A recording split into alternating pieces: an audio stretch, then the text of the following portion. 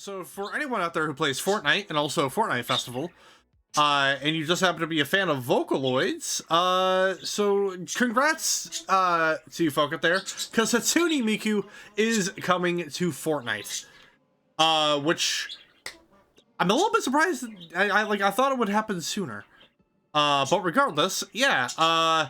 So she's not going to be a character in Fortnite itself. I think she's only for Fortnite Festival, so.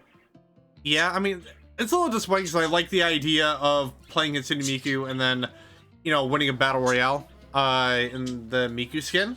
But regardless, I wonder if this means they'll start adding the other big Vocaloids in the game.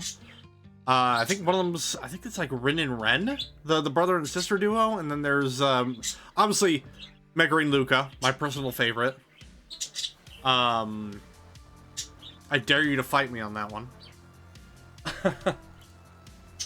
But yeah, so for you Fortnite fans out there, for you Vocaloid and Hatsune Miku fans, hooray!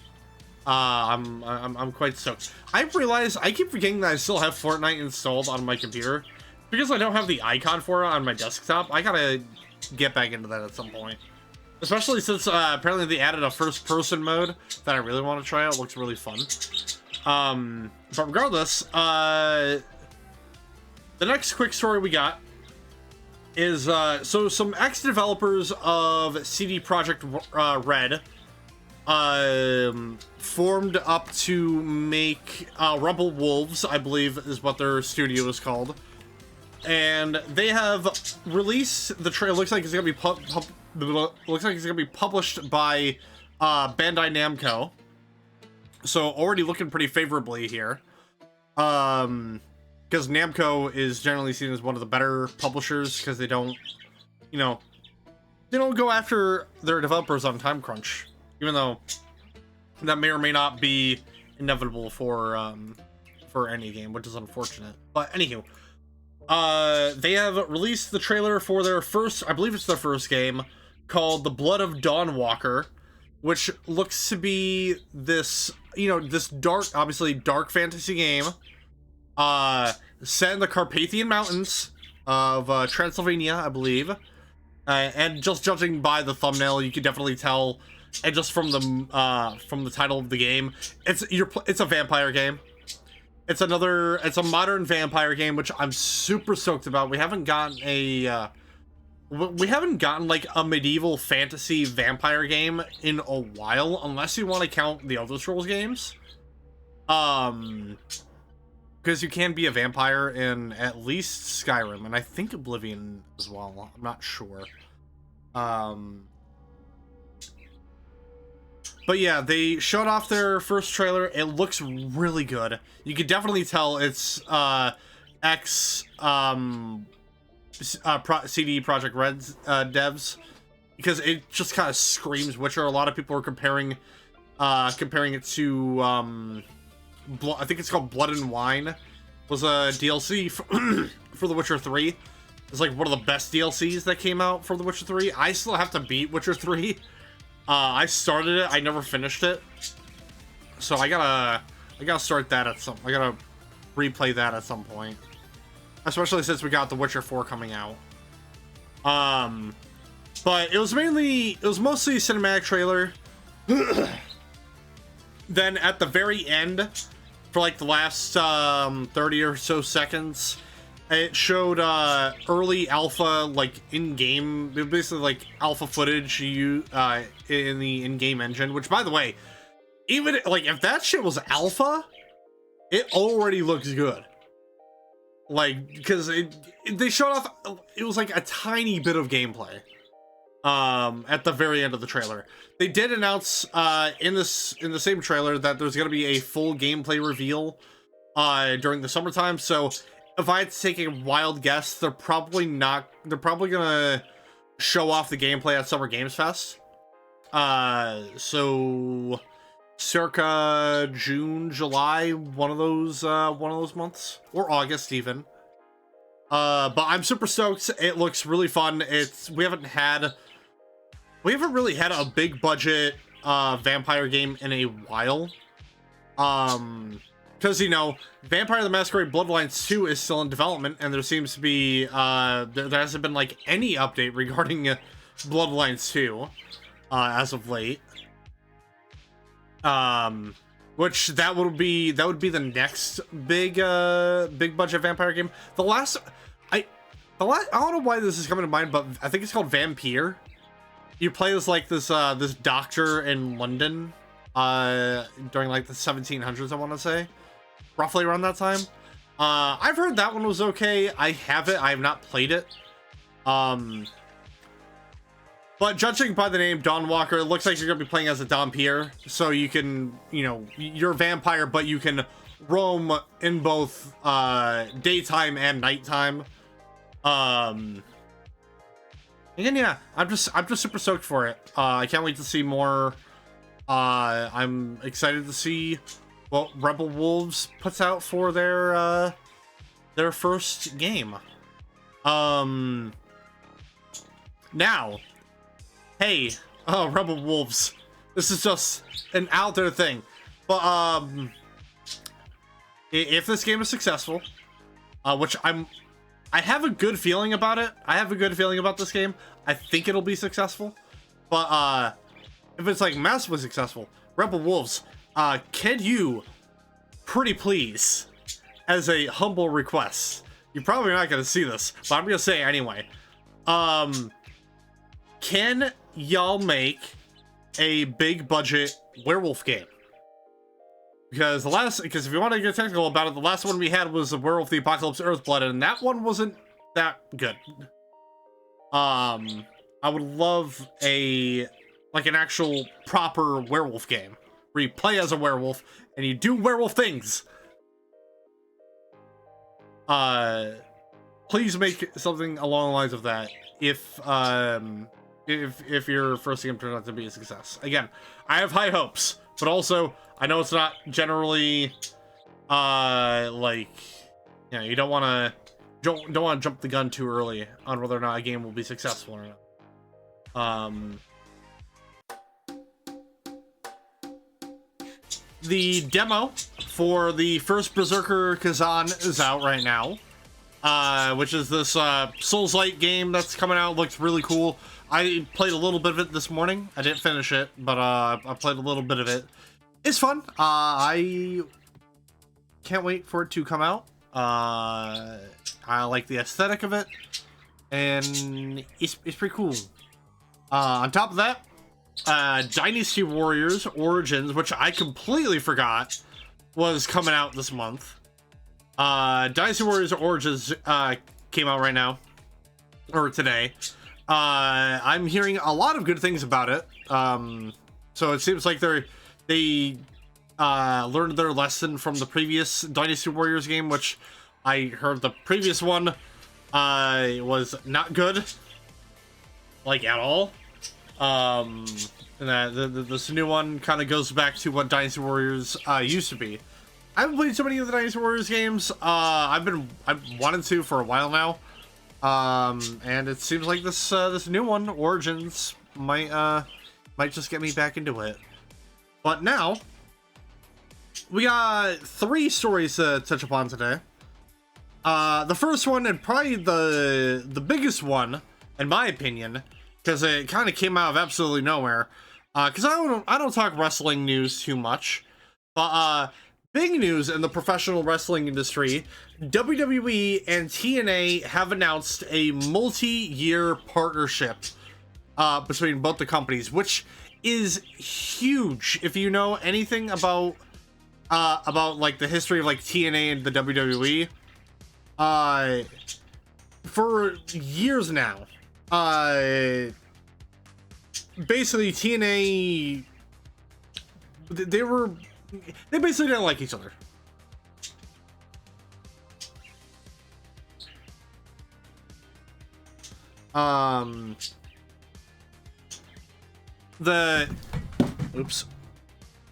Yeah. TNA is still a thing. Yeah, they've been a thing for the past year, but like past 10 years now. Still, there were many points in TNA's history where people thought that they were going to go under, And surprisingly enough, they stuck around and they're still kicking it. Like, they're actually considered like a pretty big competitor in the US wrestling space. Obviously not as big as like AEW or Ring of Honor, even though Ring of Honor is owned by AEW, besides the point. But yeah, no, TNA, for anyone who doesn't know, was a wrestling company that was formed by Jeff Jarrett, which from what I remember, I think it was made in like response. It was like made after WCW went under and it was bought out by WWE, and it was kind of like Jeff trying to stick it to the WWE. And to its credit, TNA brought in a lot of stars that would grow to become like super popular wrestlers, like AJ Styles. Xavier Woods is one of them. Samoa Joe. Obviously, TNA was also the area where the infamous Signer Math promo originated. They were also iconic for the hexagonal ring, which they very quickly got rid of as the years went on. But simply put, yeah, no, TNA and WWE did not like each other at all, in the slightest. And just in general, the WWE didn't like working with other companies because obviously Vince McMahon had this huge stick up his ass about not wanting to do crossover stuff. Even though, obviously, with more recent events, AEW has proven that you can do cross-promotional matches and, you know, still do good in the business. Especially if you have an abundance of wrestlers on your roster that aren't doing anything. Now, obviously, since Vince was outed from the WWE after all the allegations and all that on him, which I'm not going to get into here, you're better off looking at that information yourself. Triple H kind of swooped in and is now, he's not the CEO of WWE, but he might as well be, because he's making a lot of the big changes. Triple H has always been the bigger component. He's always been like the big supporter of cross-promotional wrestling. And we kind of started seeing that a little bit, and we also started seeing the relations between WWE and TNA like loosening ever so slightly, because he had Jeff Jarrett appearing at the Royal Rumble like a few years ago, which was a shock to everyone involved. Mickie James appeared in the Women's Royal Rumble, and people and the commentators mentioned that she was, I think it's the Knockout Champ is one of the TNA female titles. Which again, people were expecting them to even mention TNA at all. And more recently,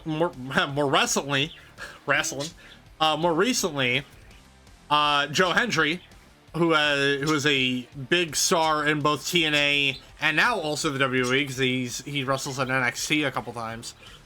Which, if you guys don't know who Joe Hendry is, you gotta know who Joe Hendry is, and you gotta believe in Joe Hendry, because you love him in London, Paris, and Tokyo, as well as America and Scotland and Mexico. So you gotta believe in him. But yeah, no, Joe Hendry was another wrestler that wrestled between WWE and TNA over the past year, and it got to this point where, okay, are we finally gonna see the quote forbidden door open with WWE and all these other promotions? And it seems like we are kind of getting that now with this announcement of the partnership. Because obviously TNA, I think they have some partnerships in with AEW and New Japan Pro Wrestling, and obviously, you know, Jeff Jarrett is currently doing one last wrestling tour in AEW right now, so he's doing his like final storyline. We'll see if it's actually his final storyline, because you know how it is in the wrestling business. Wrestlers will say it's the retirement match, but it actually isn't. Look at Ric Flair. He had his quote last match ever, like last year or the year before. He's already talking about doing like one more match. Again, we're gonna have to wait and see. Yeah, no, this is big. This is really huge news for the wrestling industry as a whole. It is amazing because it means we can get, obviously, you know, more TNA stars like Moose in them into NXT. we get NXT stars and all that into TNA. I'm sorry, I don't watch too much WWE as of late. I wanna get on that as soon as possible. And even not even regarding TNA, we had a couple of instances where WWE had stars wrestle for Pro Wrestling Noah, which is another big Japanese-based wrestling promotion. Like I believe he had, I think Akira Tozawa was one of the first ones in WWE to do a match in Noah. I think AJ Styles also had a match, and then more recently, they've been having Omos do matches in Noah, which I didn't even know Omos was still wrestling, in my personal opinion. But either way, it's nice to see him get some more work in, and you love to see it. I love to see when wrestling promotions fucking do crossover stuff, because healthy competition is the best kind of competition. But the next news story we're going to talk about Rockstar. We're going to talk about Rockstar Games. They've taken down another big mod in the GTA V modding community. This time, the mod in question is a mod called Liberty City Restoration, which is a mod that is aimed to recreate the city of, Liberty City from GTA 4 in GTA 5's graphics engine. And on top of that, it was a mod for GTA 5 that would allow you to fly between, San Andreas or Los Santos and Liberty City.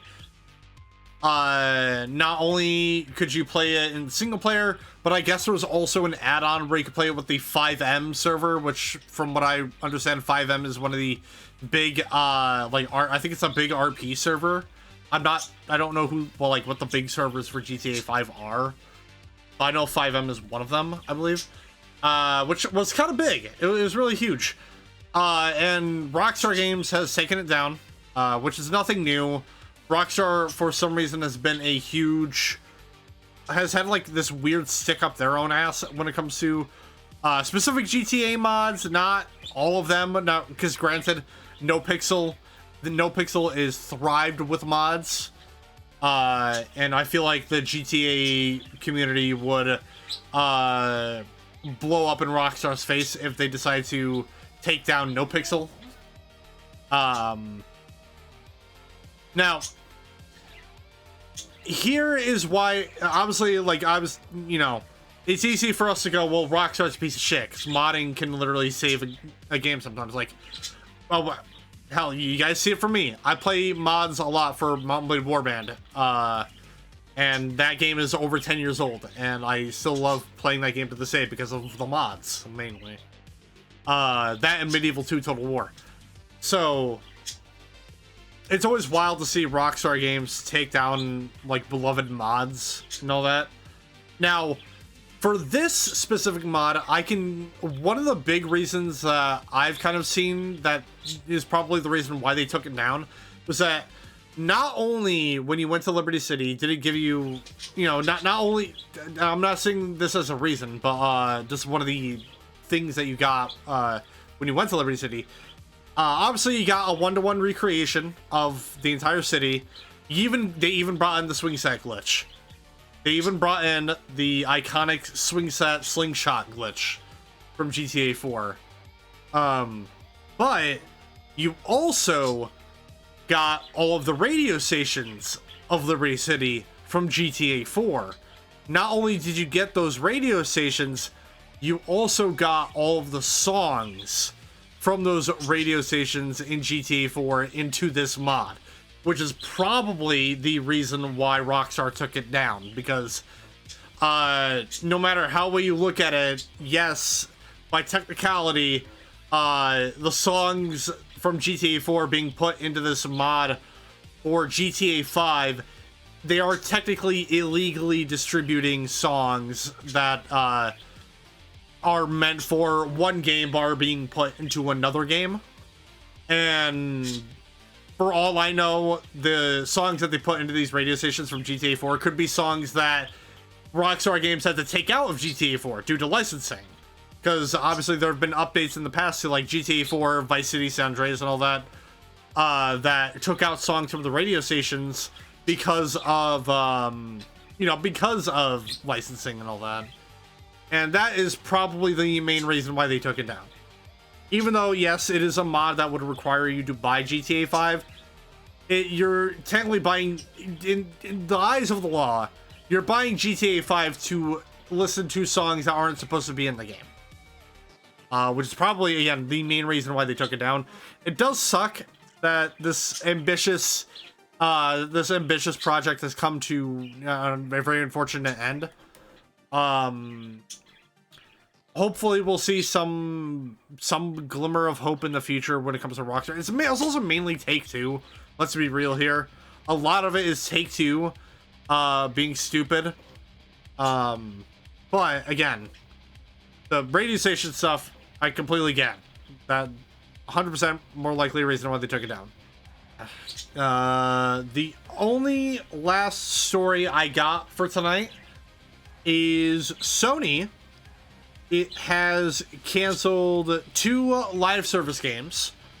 One of them was from Bend Studios, which if you guys don't know who Bend Studios is, they are the company, they're the development studio that has, they made all the Siphon Filter games. They made the 2 Uncharted games for the PSP. They made a Resistance game for the PSP, I believe. And if you really want to get into the Bend Studios lore, they are also the same company that developed the ever so beloved game from the PS1 era, Bubsy 3D. Let that sink in for a little bit. The same company that created the Siphon Filter franchise made 2 pretty good Uncharted games and a Resistance game on PSP are the same guys that made Bubsy 3D. What a world we live in. But yeah, I guess Bend Studios was developing one of these live service games. The other live service game, which I don't know why they would even think about making this a live service game. This was being developed by Bluepoint Studios, which, from what I could read, from what I could figure out, Bluepoint are the developers that made the really good-looking Demon's Souls remake that came out for PS5 and PC. And I believe they also did the Shadow of the Colossus remaster. Apparently, Bluepoint was contracted to develop a live service God of War game. No, your ears did not deceive you. A live service God of War game. If there was any 2 words that could kill a game franchise so goddamn quickly, it would be live service. I don't know what made them think people would want a live service God of War game. I think what people want is a proper sequel or a remake, which is wild hearing about this company. You're having a developer that is known for doing these remasters and these remakes of games like Demon's Souls and Shadow of the Colossus. And instead of having them make a proper God of War remake trilogy or like a remaster for like PC and all that, you have these guys work on a fucking live service game of your iconic franchise? Are you serious? But yeah, it's just wild to me that they would think that this is a good idea. So I guess, you know, obviously Sony saw the writing on the wall with Concord, and they saw how, well, ridiculously quickly that game failed. They see that Suicide Squad is obviously, you know, that game's closing down, and, you know, one of the developers that they bought out is currently failing it on their own live service game with Bungie and Destiny 2. They see that Destiny 2 is, again, a sinking ship. And so hopefully Sony is like, yeah, this is probably a dumb idea for us to get into the live service industry, so we're gonna pull the plug on these projects now. So yeah, that's again, it's just wild to think about. We could have had, it's wild to think about, we could have lived in a world where a live service God of War game existed. Think about that. I don't know how they would do it. I don't know how the hell it would work. So yeah, I'm glad they killed both these projects, because obviously live service, good or not, and obviously it depends on what type of game we're thinking about here when it comes to live service. Some of them are good. Like right now, Marvel Rivals doing pretty good. Helldivers 2, it's been having issues, but it's still doing pretty good. Final Fantasy 14, World of Warcraft, MMOs, yes, MMORPGs, but they're still both doing pretty well.